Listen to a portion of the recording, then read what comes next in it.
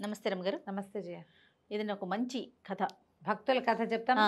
సక్కుబాయి కథ చెప్పుకుందాం. ఈ మరాఠీ ప్రాంతంలోనే మరాఠా దేశంలోనే ఒక భార్యాభర్త ఉండేవాళ్ళు. వీళ్ళు చాలా భక్తులు. పండరిపురానికి దగ్గర ఊరు వీళ్ళది.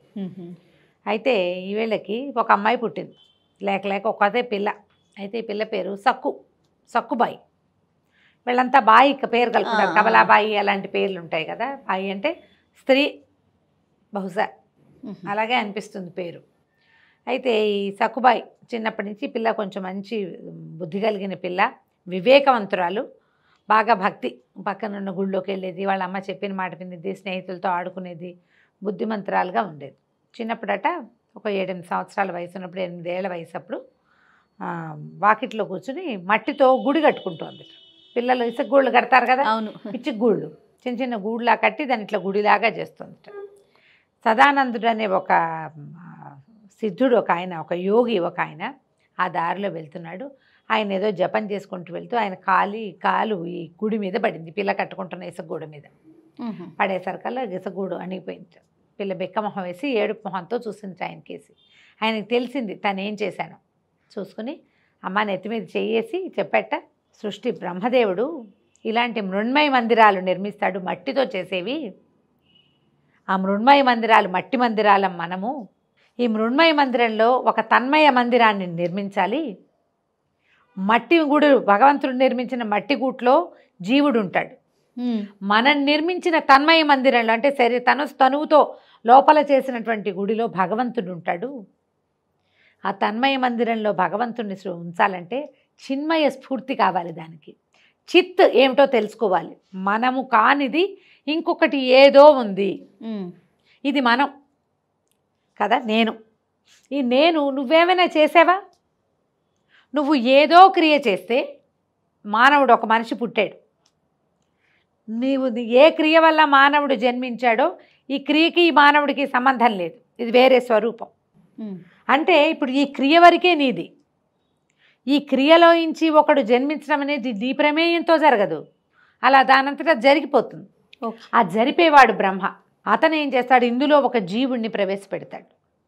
ఆ జీవుడు భగవంతుడు కట్టినటువంటి మట్టి గుడి, బ్రహ్మ కట్టిన మట్టి గుడి మనలో జీవుణ్ణి ప్రవేశపెట్టి వదిలిపెడతాడు. వీడేం చేయాలి, తన మనసులో ఒక గుడి కట్టాలి. దాంట్లో భగవంతుణ్ణి ఉంచాలంటే ఈ చేత్తో చేసింది, కాలుతో చూసింది, కంటితో తెలుసుకున్నది కాదు. కంటికి కనపడనిది, చేత్తో చేయలేనిది అయినటువంటి ఒక స్వరూపాన్ని అక్కడ ప్రతిష్ఠ చేయాలి. ఆ స్వరూప ప్రతిష్ఠ ఎలా జరుగుతుంది అని చెప్పి ఈ పిల్లకి చెప్పాడు. ఆ స్ఫూర్తిని కలిగిద్దాం, నేను నీకు కలిగిస్తానని పాండురంగ మంత్రాన్ని ఉపదేశం చేసేట 8 ఏళ్ల పిల్లకి. ఆమె ఆ 8 ఏళ్ల పిల్ల అప్పటి నుంచి పాండురంగ మంత్రం చెప్పుకుంటూ ఉండేది. భగవంతుడు, ఇప్పుడు నువ్వు చేసేది ఏది భగవంతుడు కాదు, నీ బుద్ధి నిలవడానికి ఏర్పరచుకుంటావు. గుళ్ళు గోపురాలు ఎన్నున్నాయి జయ.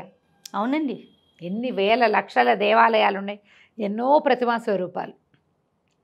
ఈ స్వరూపం మనకి ఎందుకు పెడతారంటే మన బుద్ధి ఒక స్వరూపం యందు నిలబడ్డానికి. దాని యందు నిలబడ్డాక దాని పైది ఏమిటి, అసలు భగవంతుడు ఈ స్వరూపంలో ఎందుకు కనపడుతున్నాడు, ఎందుకు ఈయన చతుర్భుజమూర్తిగా ఉంటాడు, నీలాగా నాలాగా ఎందుకు లేడు, లీలామానుష విగ్రహుడిగా ఎలా ఉన్నాడు, ఒక లింగాకారంలో ఎట్లా ఉన్నాడు, ఆమె అంత 18 చేతులు పెట్టుకుని ఎందుకు ఉంటుంది, మనలాగా ఎందుకు ఉండదు, అంట్ల చెంబులు దవ్వుకుంటూ లేదే అమ్మవారు.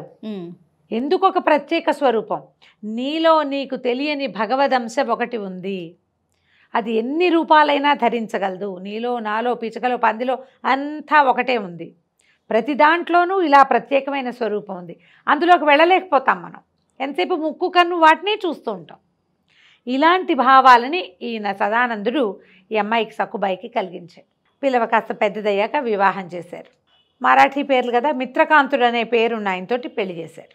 పెళ్లి చేస్తే అత్తగారు వాళ్ళు ఈ పిల్ల భక్తి, పూజ చేసుకోవటం, పాండురంగాన్ని కొలవటం వాళ్ళకి విసుగ్గా ఉండేది. వాళ్ళ ఇంట్లో వాళ్ళంత భక్తి పరులు కాదు. వాళ్ళ భక్తి అంతా గుళ్ళోకి వెళ్ళటం వరకే. జపం చేసుకునే భక్తి ఏమిటో తెలియదు వాళ్ళకి. గుడికి వెళ్ళటం, కార్తీక పురాణం వినటం, అవన్నీ ఏమిటి మొదటి మెట్టు. వాళ్ళు ఆ మెట్టు మీదే కూర్చొని అదే అద్భుతం అనుకుంటారు. ఆ మెట్టు దాటేసింది ఈ పిల్ల చిన్నప్పుడే. బాగా పని చేయించేవాళ్ళు లొంగదీసి. ఎంత పనో అయితే ఒకసారి ఏమైందట, పండరి యాత్రకి వెళ్తున్నారు అక్కడ ఆ ప్రాంతవాసులంతా. వెళ్తుంటే వీళ్ళు పండరికి పాటలు పాడతారు. ఆ పండరి యాత్ర పాటలు మహాద్భుతంగా ఉంటాయి, అసలు పిలిచేస్తున్నట్టు ఉంటాయి అన్నమాట. ఆ భక్తి పారవస్యంలో ఈ అమ్మాయి ఏం చేసిందట, ఆ పండరి యాత్రికులతో పాటు 2 చేతులు నెత్తి మీద పెట్టుకుని పాటలు పాడుతూ వాళ్ళ వెనకాల వెళ్ళిపోయిందట. అత్తగారు చూసి ఎవరితోటి వెళ్ళేచ్చకపోతుందని, మరి అంతేగా యాత్రికులు పోతేనే వాళ్ళ వెనకాల పడి వెళ్తుంటే ఏమనుకుంటారు, వాళ్ళకి ఒకటే అర్థమవుతుంది, అంతే. తొలి మెట్టు మీదే ఉన్నారు, మెట్లు ఎక్కలా, వాళ్ళు మొదటి మెట్టు తాలూకు మొదట నుంచుని ఉన్నారు. నుంచున్న వాళ్ళకి అలాగే అర్థమవుతుంది. ఆవిడ లాక్కొచ్చి ఇంట్లో పడేసింది. ఇట్లా చేస్తావా, అట్లా చేస్తావా, ఇట్లా చేస్తావా, తిట్టింది, 2 చెంపకాయలు కొట్టింది. అత్తగారులు కొట్టేవాళ్ళు, ఇప్పుడు అత్తగారులు ఒట్టుగా తిడుతున్నారు. కొట్టి ఏం చేసిందట, ఒక బస్తాడు జొన్నలు అక్కడ పడేసి జొన్న పిండంతా విసరమందట. వాళ్ళు జొన్న ఎక్కువ తింటారు కదా. అవును. ఆ జొన్న పిండి ఏం విసురుతుంది అమ్మాయి, ఏవో విసిరింది. విసిరి విసిరి విసిరి పాట పాడుకుంటూనే ఏదో తమాషా పండరి యాత్ర పాట కూడా ఒకటి చిన్నప్పుడు నేర్చుకున్నాం మేము, మర్చిపోయినా, గుర్తు రావట్లేదు. ఆ పిలుస్తూ ఉంటారనమాట, వెళ్దాం వెళ్దాం వెళ్దాం పండరిపురం యాత్రకి వెళ్ళాలని. నడిచి వెళ్తారు. ఇప్పటికీ కూడా పండరిపురానికి నడక యాత్రికులు బాగా కనిపిస్తారు. ఏ ఊరుంటే ఆ ఊరు నుంచి బయలుదేరి నడుచుకుంటూ వెళ్తారు పాటలు పాడుకుంటూ. ఆ పాట పాడుతూ పాడుతూ సొమ్మసిల్లి పడిపోయిందట. పాండురంగడు వచ్చి ఆమె బదులు మొత్తం బస్తా పిండంతా విసిరేసేట. ఈవిడ స్వరూపంలోనే, ఈవిడ రూపంలోనే పిండి విసిరాడు. ఆవిడ ఏ టైంలో లేచినా అత్తగారు లేచి చూస్తోంది కోడలు ఏం చేస్తోంది అని. 12ంటికి లేచింది, పిండి విసురుతోంది కోడలు. 2ంటికి లేచింది, కోడలు పిండి విసురుతోంది. 4ంటికి లేచినా విసురుతోంది. తెల్లవారి ఇంతకీ అమ్మాయి అక్కడ లేదు, ఓ పక్కన సొమ్మసిల్లి పడుకున్నది. పొద్దున్నే లేచి క్షమించత్తయ్యా నేను పిండి విసరలేకపోయానంటే నిర్ఘాంతపోయారు ఇంటిల్లి పాది. తింటూ పదగా ఇది ఇక్కడే ఉంది, పిండంతా విసరబడి పడి ఉంది. ఆవిడ చూసింది కదా. దాంతో అత్తగారు ఏమనుకుందంటే దీనికి భగవంతుడు సహాయం చేస్తున్నాడని అర్థమైంది. కోపం పట్టలేకపోయింది. భగవంతుడి సహాయం కూడా అయినా సరే ఆవిడకి దీనికి దేవుడు దిగి రావడం ఏంటి, వెర్రి బొందా, దీనికి ఎందుకు రావాలి దేవుడు దిగి? ఓకే, మీకు ఇలా పోటీ పెట్టుకోవడానికి పంతానికి భక్తి గిక్తి అడ్డం రావు. భగవంతుడు కూడా కాదు, వాడికి ప్రత్యక్షం అవటం ఏమిటి, అలా కదా కావాలి, నాకు కదా కావాలి. మేము రోజు గుళ్ళోకి వెళ్ళేవాళ్ళం. ఇది గుడికి వెళ్ళదు గోపురానికి వెళ్తుంది, ఎంతసేపు గుడి కూడా అని జపం చేస్తుంది. దాంతో ఏమవుతుంది, గుడికెళ్ళి దర్శనం చేసి పువ్వులు సమర్పిస్తే కదా భగవంతుడు వచ్చే దానికి వస్తాడు, దీనికి ఎట్లా వస్తాడు? మళ్ళీ ఒకసారి పండరి యాత్రకి చాటింపు వచ్చింది ఊళ్ళో. వచ్చేసరికల్లా ఈవిడ వెళ్దామనుకుని అడిగితే అత్తగారు ఒప్పుకోక మజ్జిగ కవ్వం కట్టే స్తంభానికి వేసి కట్టేసింది. యాత్ర కిందసారి వెళ్ళిపోయింది కదా, తన్మయత్వంలో వాళ్ళ వెనకాల పోతోంది, అందుకని లాక్కొచ్చింది కదా అత్తగారు.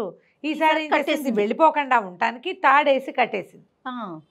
రాత్రి కట్టేశారు. సాయంకాలం తెల్లవారుజామున కృష్ణుడు అత్తగారి రూపంలో వచ్చి తాడోడదీసి పండరిపురం వెళ్ళి రమ్మని ఆజ్ఞ ఇచ్చాడు. అత్తగారే ఒప్పుకుంది కాబట్టి ఈవిడ భజన చేసుకుంటూ ఆ వెళ్తున్న జనాలతో పాటు ఆవిడ వెళ్ళిపోయింది.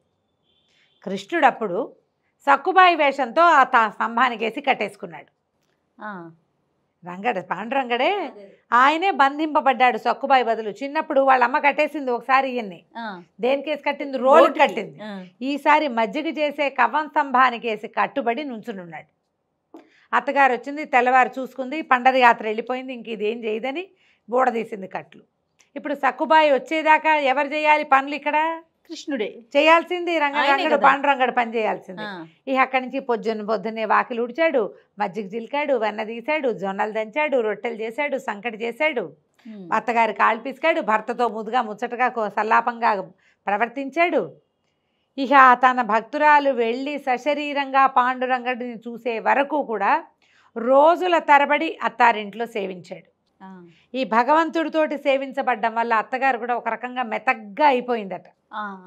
ఇంతలో ఏమైంది, 5 రోజులు 3 రోజులు గడిచింది, ఒక 3 days గడిచింది.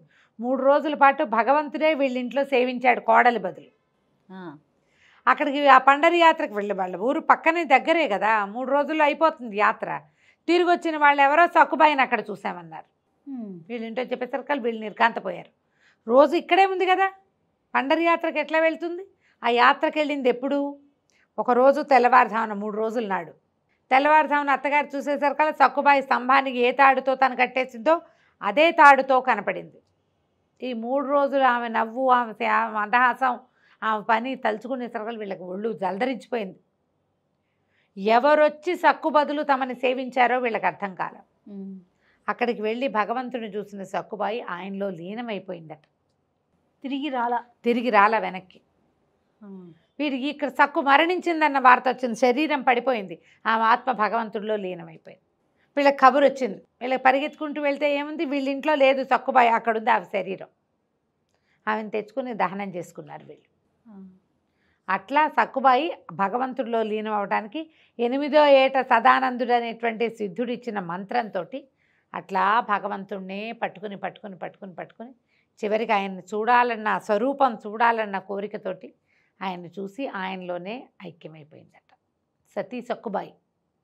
ఇది కూడా సినిమా ఉంది, అంజలిదేవి గారు యాక్ట్ చేసింది. ఓకే, బాగుంటుంది, పాటలు కూడా చాలా బాగుంటుంది, నాకు గుర్తులేవు కానీ సినిమా బాగుంటుంది. నేను బాగా చిన్నప్పుడే చూసావు, 10-12 ఏళ్ళప్పుడు అయ్యి ఉంటుంది.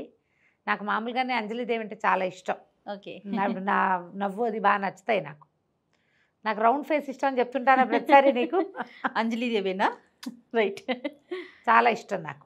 ఓకే, నచ్చడానికి ఏముంది, మనకు ఎవరో ఒకళ్ళు నచ్చుతుంటారు కదా, ఫ్యాన్స్ అని చెప్పడానికి వీల్లేదు, వాళ్ళు నచ్చుతారు, బాగా యాక్ట్ చేస్తారు, సినిమా చాలా బాగుంటుంది. ఇదే కథ నడుస్తుంది అన్నమాట. మనకి ఇలాంటి భక్తుల కాథలు ఎన్ని కనపడతాయో. అయితే వీళ్ళు మళ్ళీ ఎప్పుడో ఏదో మనకి ముందు యుగం వాళ్ళు కాదు, కలియుగంలో వాళ్ళే. అవును, భక్త తుకారాం కథ ఒకటి ఇలాంటిదే, అది ఆ కథ కూడా చిత్రమైన గాథలు. చాలా బాగుంది రమ్మగారు. నమస్తే. నమస్తే.